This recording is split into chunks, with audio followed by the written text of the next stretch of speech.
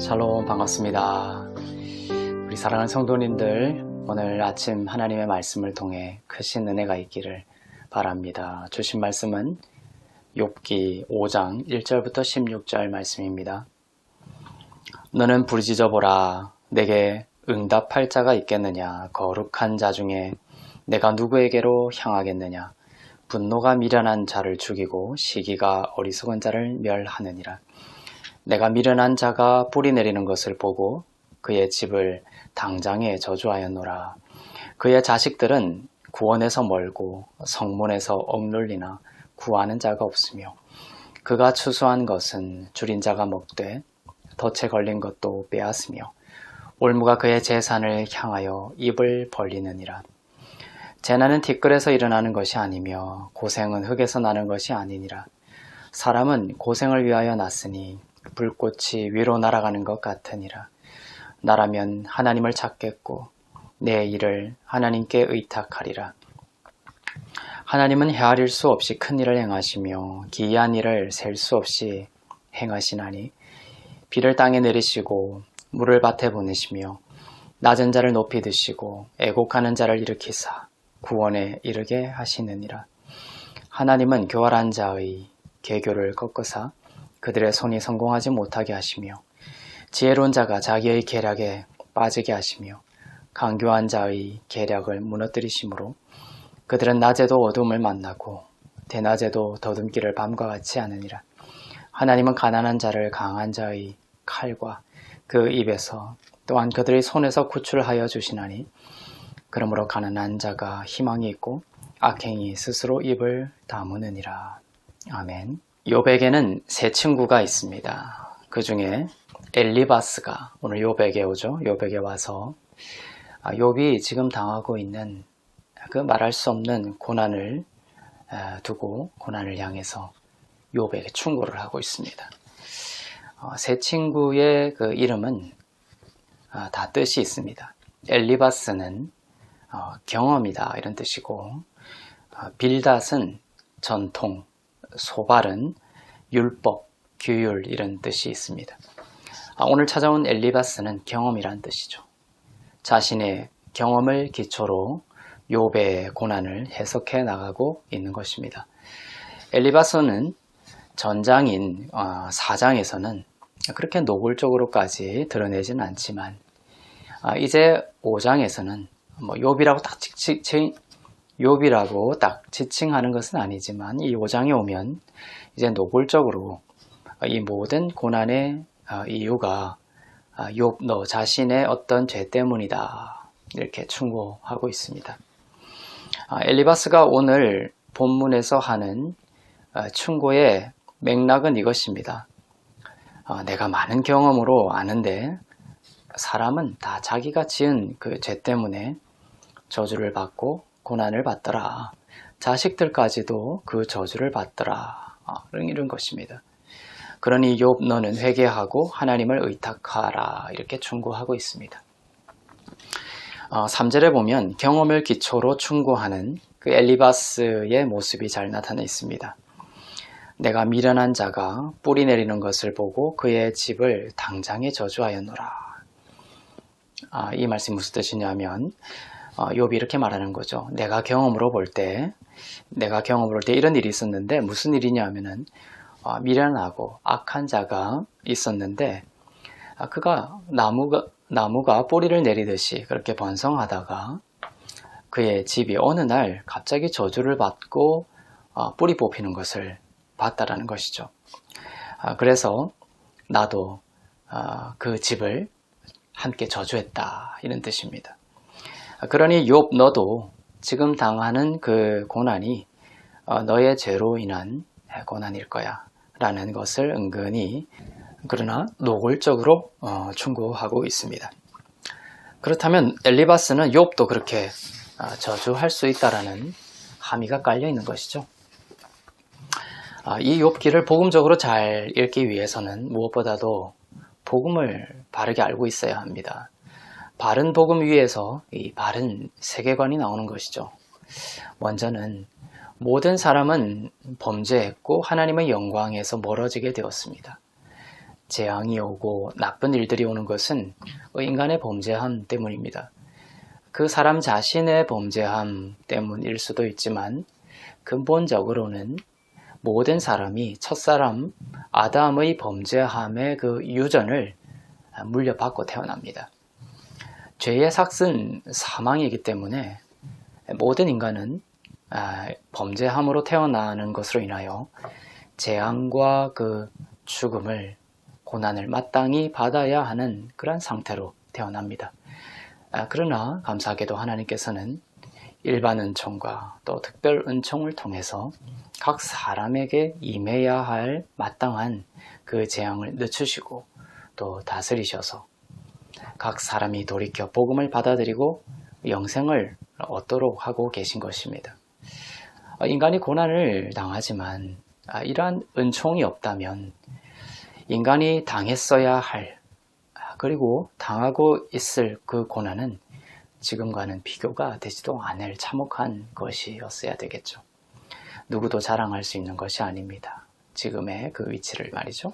욥의 경우 욥이 당하는 고난은 욥 자신의 죄로 인한 경우일 수도 있지만 그것이 아니더라도 첫사람 아담의 유전된 죄를 가지고 태어난다라는 관점에서 보면 또한 욥 자신의 죄로 인한 고난이다라고도 볼 수 있는 이중적인 의미가 있습니다. 어떤 경우든 결론은 의인은 없나니 하나도 없다라는 것이며 그러한 의인 아님으로 인해 인간이 마땅히 받아야 할 고난이라면 욥은 더 심한 것도 받을 수밖에 없다는 것이 바로 욥의 경우뿐만 아니라 모든 인간의 처음 자리입니다. 욥은 이미 가진 것의 그 상실의 측면, 욥은 자식들도 가지고 있었고 재산도 많이 가지고 있었죠. 그것을 잃어버린 그런 상실의 관점에서 보면 너무하다, 또 애통하다 할 수 있지만 본질적으로는 의인이 아닌 자가 마땅히 받아야 할 그 잿더미의 관점에서 보면 그래도 은총 가운데 있는 것이다 라고도 볼 수가 있는 것이죠. 욥을 충고하고 있는 엘리바스는 이러한 인간의 그 처음 자리를 전혀 알지 못하고 충고하고 있습니다. 욥의 죄 때문에 이런 저주를 받는다라고 엘리바스가 지금 충고하고 있지만 엘리바스는 그 하나님의 거룩한 잣대를 엘리바스 자신에게 들이대셨을 때에 엘리바스 자신 역시 잿더미라는 인간의 그 처음 자리에서 예외일 수 없다라는 것을 전혀 알지 못하는 참으로 미련하고 참으로 어리석은 자가 바로 엘리바스 자신이라는 것을 전혀 알지 못하고 있는 것입니다. 그런데 우리는 여기서 그치면 복음이 아니라고 볼 수가 있어요. 예수님이 이 문제를 어떻게 다루셨느냐라는 것을 우리는 보면서 은혜의 그 복음의 끝자락까지를 우리는 이해하고 만져야 합니다. 대충 이 욥을 읽으면서 욥이 당하는 그 고난이 누구의 죄 때문인지를 살펴보고 그 사람의 죄로 인한 것이 아닌 고난도 있을 수 있다. 여부 등을 우리가 논쟁하는 것으로 그것으로는 복음이 될 수가 없습니다. 예수님의 경우를 한번 볼까요? 요한복음 9장 1절부터 5절 말씀입니다. 예수께서 길을 가실 때에 날때부터 맹인된 사람을 보신지라 제자들이 물어 이르되 라비여 이 사람이 맹인으로 난 것이 누구의 죄로 인함이니까 자기니까 그의 부모니까 예수께서 대답하시되 이 사람이나 그 부모의 죄로 인한 것이 아니라 그에게서 하나님이 하시는 일을 나타내고자 하심이라. 때가 아직 낮음에 나를 보내신 이의 일을 우리가 하여야 하리라. 밤이 오리니 그때는 아무도 일할 수 없느니라. 내가 세상에 있는 동안에는 세상의 빛이로라. 예수님의 충격적인 선언과 해석이 여기 나옵니다. 은혜의 복음을 알지 못하면 참으로 이해하기 어렵고 받아들이기 어려운 선언입니다. 하지만 은혜의 복음을 분명히 알고 있는 우리 성도들이라면 예수님의 이 말씀이 무슨 뜻인지 이해할 수 있을 것입니다. 맹인으로 태어난 사람이 있었고 제자들은 예수님께 이 사람이 맹인으로 태어난 그것이 누구의 죄로 인한 것인지를 묻고 있습니다. 자기 자신의 죄 때문인지 아니면 그 부모의 죄 때문인지를 묻습니다. 부모의 죄 때문이다 이렇게 묻는 것은 부모의 죄 때문입니까? 라고 묻는 것은 부모의 죄가 3, 4대에까지 이른다라는 그 민수기 14장 18절 그 말씀을 가지고 제자들이 묻고 있는 것이죠. 그러나 이 부모라는 것은 첫사람 아담이라는 그 부모까지 거슬러 올라가는 것이 더 깊은 율법의 본질입니다.